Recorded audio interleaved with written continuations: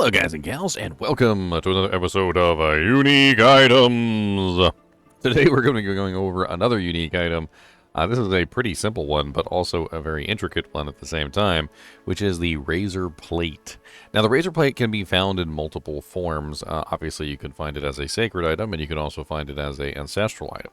Now one thing we do need to talk about is the fact that this particular item has a scaling issue. Flat items, any item that uses a flat amount of anything, scales rather poorly. And I've played around with this with a bunch of different items, like for instance my cold damage boots, or whether it be like the Deathless Visage that has that damage effect on it. Unfortunately, if you find a relatively low level version of those items, it is scaled to that low level, and the damage effect on it is also scaled to that low level. Now, granted, this still could be useful for a level 45 character who is taking advantage of that particular item. But unfortunately, as the character levels up, the scaling effect kind of just gets really bad.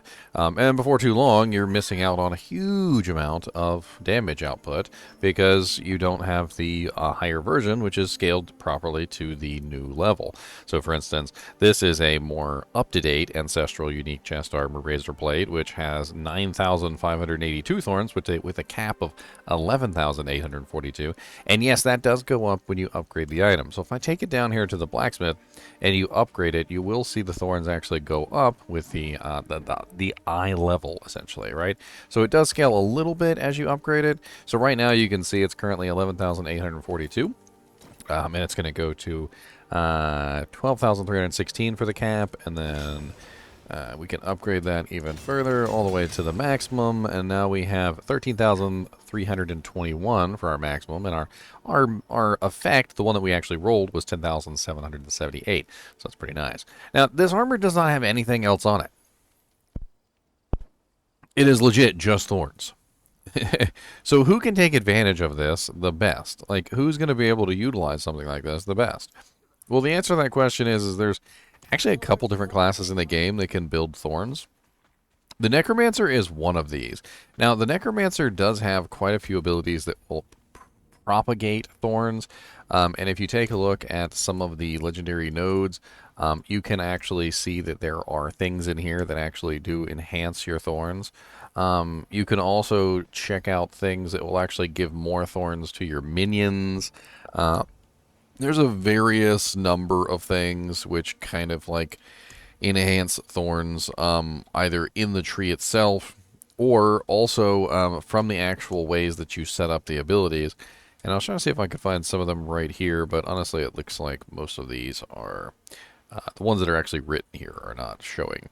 But you can check it out in the Book of the Dead, because most of the characters in the mages and things like that usually have some kind of thorn ability. So if you go to the Skeletal Warriors and then you go to the Defenders, you'll see that it says increases the amount of thorns that the Defender Warriors inherit from your thorns from 30 to 40%. So you can beef these guys up to 40% of your total thorns, which is nice, which means that basically all of your minions are getting 30% of whatever your thorns value is, which is pretty powerful, especially since you have so many minions spread out over, tons of space, and you don't really care whether they get beat up or not. The Golem also has one similar to this, which is your Bone Golem gains 10% of their maximum life, and the thorns that they inherit from you is increased from 30 to 50%, so the Bone Golem has a very nice 50% thorns on him as well. On top of this, if you're a Necromancer, you can also work with other Thorns items. Like, for instance, if you take a look at some of the rares, I don't know if I have one sitting around right this second, but there are rare items that do have a bonus percentage to the contribution of Thorns to specific minions. And I might not have any of those on me at this particular moment, because most of the ones when I find those, they're not like that amazing.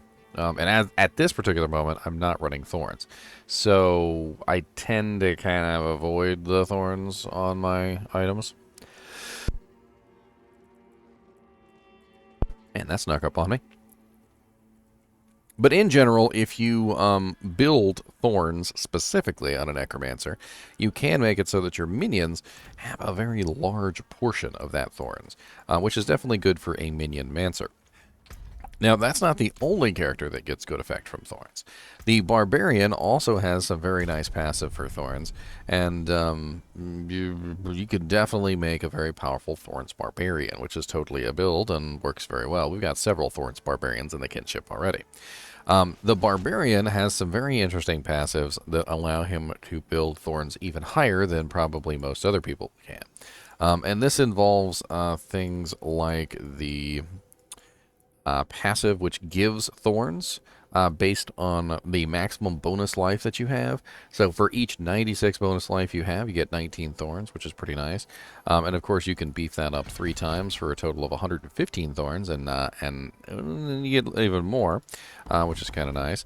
Then you also get the Tough as Nails, as increases your Thorns by 3%. When enemies hit you, they take additional 10% of your Thorns as bleeding damage, which kind of works into a bleed build, and then you can start building things like Cut to the Bone and whatnot, and the hamstring, so you get the slowed effects, and maybe even throw in the gushing wounds so that the bleed effects are doing more damage.